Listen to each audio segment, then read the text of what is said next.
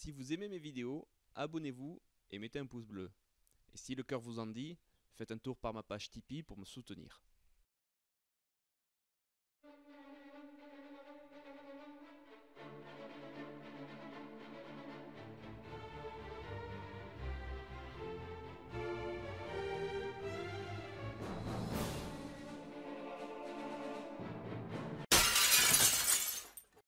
Ah oui, j'ai fait la boulette. Bonjour tout le monde et bienvenue pour cette petite vidéo des pieds dans le plat. Alors il risque d'y avoir plusieurs coupures parce que l'endroit que j'ai trouvé qui me paraissait sympa pour aller filmer, finalement il y a un peu de boue et un peu de vent. Donc si je vois qu'il y a trop de vent, je couperai pour relancer plus tard. À ce sujet, il y a du vent. Donc pour aujourd'hui, je vous propose une petite discussion à propos d'une question. Ah mais mille adieux, mais il n'y a que du vent quoi. Donc aujourd'hui, je vais donc répondre à une question qu'on m'a posée plusieurs fois en fait, au sujet de la boxe française, de la pratique de la savate boxe française sportive et de ce qu'on peut voir par rapport à la boxe française traditionnelle. Et cette question c'est qu'en est-il des parades tibiales? Alors le problème se pose souvent, enfin quasi généralement, pour ce qu'on appelle le fouetté bas, donc ce qui anciennement est appelé le coup de pied au corps, et en fait dans les années 50 a été créé ce qu'on appelle le fouetté bas, où c'est la même technique que quand on vient pointer avec la chaussure au niveau du ventre, mais là on vient chercher les jambes. Alors le souci c'est que cette technique donc de fouetté bas ou de coup de pied aux jambes, eh bien, pour le moment, je ne l'ai pas retrouvé dans les traités du 19e. Et donc, on va dire que il n'en parlait pas à l'époque de la parade tibiale, tout simplement parce que le problème se posait pas de parer un coup de pied circulaire venant au niveau des jambes, puisqu'il ne conseillait pas de le faire. Du coup, ce qu'on retrouve en fait par rapport aux autres sports de combat qui sont contemporains à la savate sportive, c'est donc cette fameuse habitude qu'on a de lever la jambe pour présenter le tibia ou le genou pour protéger d'un fouetté au niveau des jambes. Donc cette parade est strictement interdite au niveau des assauts et des combats dans les compètes, et en fait c'est un petit peu un non-sens. En fait c'est très compliqué cette histoire de parade tibiale. C'est logique en fait de venir protéger, comme ils font en boxe taille, de venir se protéger en levant le tibia ou le genou pour venir opposer quelque chose de dur à une surface qui est molle au moment de la frappe. Et cette surface molle, c'est c'est le cou du pied ou le dessus du pied en fait. Et en fait c'est logique, vu que la pratique ayant énormément évolué est un grand mot, et que les tireurs ont beaucoup l'habitude de frapper avec le dessus du pied, et bien du coup ils présentent une surface molle et ils tapent avec une surface molle au niveau des jambes.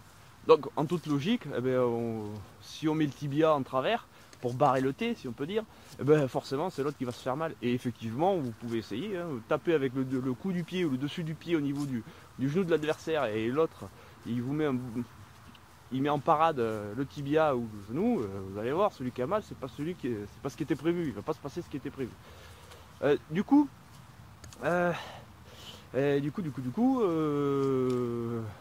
Donc cette pratique de parade tibiale est interdite, mais c'est un non-sens en fait. Parce qu'en fait c'est déjà, pour la boxe française, c'est déjà un non-sens. Oula, il y a de la flotte partout, on va essayer d'esquiver. Hop là.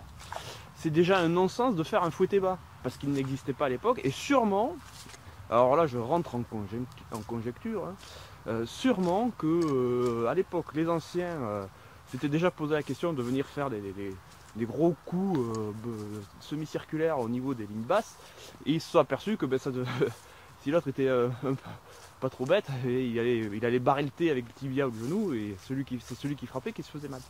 Du coup, ils ne montrent jamais cette technique, jamais. On voit le coup de pied bas qui est dans l'axe et on tape avec la chaussure. On voit le chassé bas où on vient taper avec le talon de la chaussure. Mais jamais, pour le moment, je dis bien pour le moment, on ne voit donc un grand coup balayant qui vient chercher à taper avec le dessus du pied au niveau du genou, de la cuisse. Alors, quand on regarde un peu dans les autres sports de combat, en fait, on s'aperçoit que ce coup de pied, à moins de le répéter un nombre de fois vraiment assez nombreux, hein, 10, 15, 20 coups, et face à une personne qui ne peut pas se barrer, parce qu'elle est dans un ring, eh bien oui, effectivement, au moment où on va casser les jambes, l'autre il va avoir des hématomes énormes au niveau des cuisses, mais en fait on reste dans une pratique sportive, c'est-à-dire que le gars il n'a pas le droit de fuir. Et donc du coup on peut continuer, et en plus de ça, ils sont pieds nus, et donc il faut vraiment taper un endroit, et taper vraiment très très fort pour pouvoir générer vraiment un gros hématome au niveau de la cuisse. Ça fait une béquille, une sorte de béquille. Donc là où je voulais en venir, c'est par rapport à la BF, et c'est que le souci, c'est que naturellement on vient faire cette parade tibiale pour se protéger, pour pouvoir essayer de faire mal à l'autre, ce qui est logique. Et en fait, ouais, c'est vraiment un non-sens complet de faire des fouettés bas en savate sportive. Ça a aucun sens. Il y a un hélicoptère. Ça a strictement aucun sens de faire ce coup. Et en plus de chercher à venir taper avec le dessus du pied ou le cou du pied, c'est un non-sens. Donc on me posait la question, ouais, mais est-ce qu'on peut le faire ou on ne peut pas? Si on suit les règles de la savate sportive, non, on n'a pas le droit de le faire. Moi personnellement, je m'en fiche un peu parce que je ne suis pas ces règles-là. Et je dirais, apprenez à le faire. Apprenez à le faire, à faire cette parade tibiale, à bien la faire. Pourquoi? Parce que le jour où vous tombez sur quelqu'un qui fait ces grands coups de pied semi-circulaires, ça s'appelle ces low kicks, hein, le jour où le mec il fait un low kick, vous saurez l'accueillir de la meilleure façon qu'il soit, c'est-à-dire avec une bonne parade en frappant ou avec le genou bien plié ou avec le tibia, et vous lui démolirez littéralement la cheville.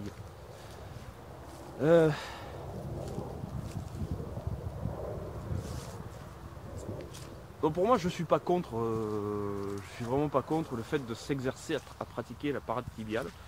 J'ai rien contre en fait cette parade du tout en fait. Si l'autre est assez stupide pour venir taper avec une partie molle contre une partie dure, tant pis pour lui. Hein, je veux dire, au final, c'est pas mon problème, hein, c'est pas moi qui aurais mal. Sachant quand même que l'esquive, à mon avis, reste quand même la meilleure chose afin de se préserver des mauvais coups. Mais bon, après chacun voit midi à sa porte. C'est vous qui voyez.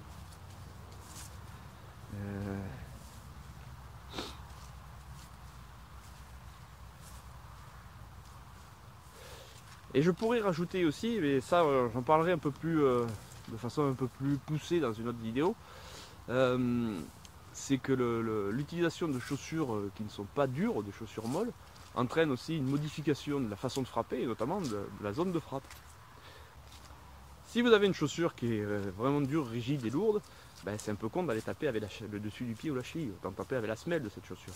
Donc du coup, autant taper avec le coup de pied bas, le chassé ou même un revers. Un revers latéral bien placé, je veux dire que ça fait vraiment très très mal. Mais le problème c'est que dans les compétitions, les chaussures qui sont employées, c'est pas des chaussures, c'est des chaussons. Et le chausson, c'est mou et ça fait pas vraiment mal. Il faut vraiment développer il faut vraiment être très exercé pour arriver à faire le même résultat qu'une chaussure de ville. Et du coup, la pratique a changé. En fait, les évolutions qu'on voit actuellement, en fait, les changements qu'on voit par rapport au sport de combat savate boxe française, tout est lié en fait à l'utilisation du matériel. Les techniques ont disparu en point. Pourquoi? Parce qu'avec les gros gants d'anglaise, on ne peut plus les faire et ça n'a plus d'utilité. Les techniques de coup de pied disparaissent. Pourquoi? Parce que quand on n'a pas une chaussure dure, ces techniques ne marchent plus. Et en fait, donc on s'aperçoit que du coup, les tireurs adaptent leur façon de boxer par rapport au matériel qu'ils ont. C'est pour ça en fait que la BF sportive tend de plus en plus à une espèce de full contact ou de kick avec des chaussures. Ben, c'est simple, hein, c'est parce que les chaussures font pas mal. Mettez des chaussures dures à tout le monde, vous allez voir que la façon de frapper va évoluer au fil du temps et les gars ils vont se rendre compte mais mince, si je tape avec la godasse, je me fais moins mal à moi-même, mais en plus l'autre ça te démolit un peu plus. Mais je parlerai de tout ça dans une autre vidéo un peu plus poussée. Parce que c'est vraiment un sujet important qui explique beaucoup de choses. À la question, est-ce que la parade tibiale, il faut le faire? Moi je dis il faut déjà l'apprendre, c'est pas un mal. Plus on apprend de choses, mieux c'est. Si vous faites de la savate sportive, eh ben tant pis, vous n'avez pas le droit d'utiliser, hein, c'est les règles. Hein. Après, si vous faites de la traditionnelle, il n'y a aucun interdit. Et pour ma part, si avant je ne l'enseignais pas au niveau, ou très peu au niveau de mes cours, là je vais le faire de plus en plus, au moins pour que mes élèves sachent que ça existe, sachent l'effet ça fait de taper en faisant fouetter au niveau bas et de voir qu'avec une parade tibiale ça fait vraiment très mal, vaut mieux s'en défier, et de voir qu'est-ce qu'on peut faire pour contrer une personne qui utilise ce genre de pratique défensive. Ah oui, un petit truc. Quoi. Alors ça c'est pareil, c'est quand on regarde les autres pratiques, ils mettent des protections pour le cou du pied et le dessus du pied et le tibia. Du coup ils peuvent taper, à part vraiment quand c'est des niveaux très professionnels, et là moi je reste dans mon monde, je suis dans le loisir, hein, mais dans le loisir on va dire, les gens se protègent les tibias, et les chevilles, tout ça, notamment dans les sports pieds-poings nus. Le fait de se protéger, ça camoufle certaines douleurs qui apparaissent quand on frappe. Et du coup, c'est un simulacre en fait. Ils pensent que la technique est valable. En fait, elle ne tient la route que parce qu'eux-mêmes sont protégés de la frappe. Alors oui, on voit des exemples de types qui s'endurcissent les tibias en tapant contre des morceaux de bois, des morceaux de fer, des morceaux de... En fait, ils s'endurcissent pas, ils font juste que démolir leur système nerveux. La douleur elle y est, mais ils la ressentent plus. Alors, je suis pas certain que ce soit très intelligent comme façon de faire, à mon avis. Hein. Pour ma part, je considère qu'une pratique loisir, ou une pratique martiale, même un loisir, ne doit pas avoir vocation de s'auto-détruire. Parce qu'en fait, tout ce qu'on fait jeune, on le paye plus tard quand on vieillit, tout simplement. J'ai eu beaucoup discuté avec des anciens pratiquants et ils étaient tous arrivés à la conclusion j'aurais pas dû, Gérard Lambert, m'éclater les tibias contre un morceau de bois. Alors du coup, moi, ce que je fais vis-à-vis de mes élèves, c'est que je leur fais des petits pièges et je leur dis pas de protège tibia. Eh ouais. Donc du coup, par contre, vous pouvez faire des coups de pied bas, vous pouvez faire des chassés, vous pouvez faire surtout du coup de pied bas.